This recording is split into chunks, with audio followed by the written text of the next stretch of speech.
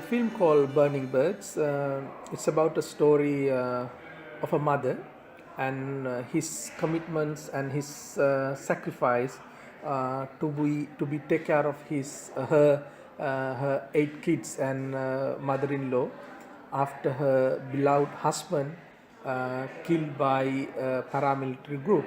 And this is a kind of journey of a courageous mother in an unknown village to the world. I feel that I'm very blessed person to come this city because I see that everything's in well organized and well ordered, and also it's very polite. That's what I like, and also about being in this festival. I'm very thankful to the festival, including my film to this wonderful competition, being with that very talented directors.